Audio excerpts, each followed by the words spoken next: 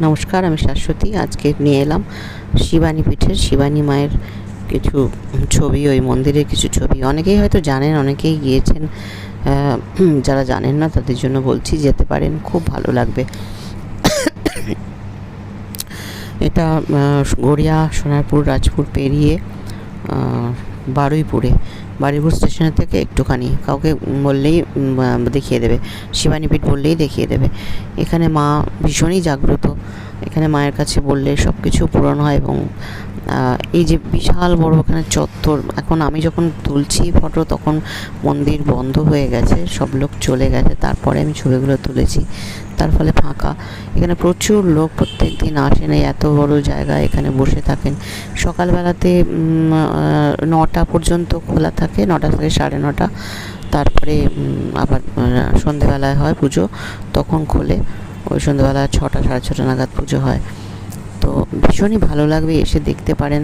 এত বড় চাতাল, এখানে বসে থাকতেও ভালো লাগে, মায়ের দিকে তাকিয়ে বসে থাকতে খুব ভালো লাগে। আর আমি এখানে সন্ধান পেয়েছিলাম, এই মায়ের সন্ধান পেয়েছিলাম আমার এক বান্ধবীর কাছে। আমি যখন ভীষণ বিপদে পড়েছিলাম আমার ছেলের পড়াশুনো নিয়ে, ব্যাপার নিয়ে, তখন এটা বোধহয় 2010-এর ডিসেম্বর থেকে আমি এখানে যাই। আগে তো প্রত্যেক 15 দিন অন্তর যেতাম, তারপরে যখন থেকে ব্যাঙ্গালোরে থাকি সেটা আর যাওয়া হয় না। এখনও যখনই পারি আমি যাই, মাসে অন্তত 15 দিন না হলেও মাসে অন্তত একবার তো যাবার চেষ্টা করি এখানে। কারণ এখানে যাওয়ার পর থেকে আমি যে সমস্যা থেকে বেরিয়েছি, আমি কাউকে বলে বোঝাতে পারবো না। আমি রাজপুরে মায়ের কাছে, যেটা তো আমার মানে নিজের মায়ের বাড়ি বলেই মনে হয়, সেখানে যাই। আর এইখানে মানে রাজপুর যখন যাই, এখানে সোজা যাই, তারপরে এখানে পুজো হয়ে গেলে ওখান থেকে ফেরার পথে রাজপুরে মা বিপত্তারিণী চণ্ডীর বাড়িতে যাই।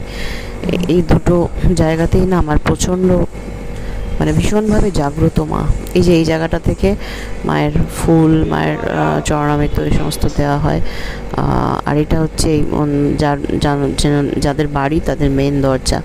আর এইখানে দুর্গাপুজোর সময় দুর্গা ঠাকুর বানিয়ে পুজো হয়। এই যে ছবিটা রয়েছে, এর পেছন দিকটা এখন বন্ধ রয়েছে, পেছন দিকে যে দালানটা আছে ওইখানে দুর্গা ঠাকুর তৈরি হয়। সে একদম প্রথম থেকে দেখি, মানে মাটি ছেনে তৈরি হচ্ছে। আমার ছবিতে অনেকেই দেখতে পেয়েছেন হয়তো সেই ছবি। এখানে দুর্গাপুজো হয়। আর এটা হচ্ছে বোধহয় আগে একসময় বলি দেওয়া হতো, সেই জায়গাটাকে ওরকমভাবে ঘিরে রাখা হয়েছে। যারা যাননি একবার গিয়ে দেখবেন, যারা গিয়েছেন তারা তো জানেনই। আর এইখানে এই বাঁ দিকটাতে এখানে মোম, তারপরে প্রদীপ সমস্ত দেওয়া হয়। তো মন্দিরটা কিছুদিন আগে নতুন করে আরও রিনোভেট করা রয়েছে, ভেতরের আসনগুলো সুন্দর করে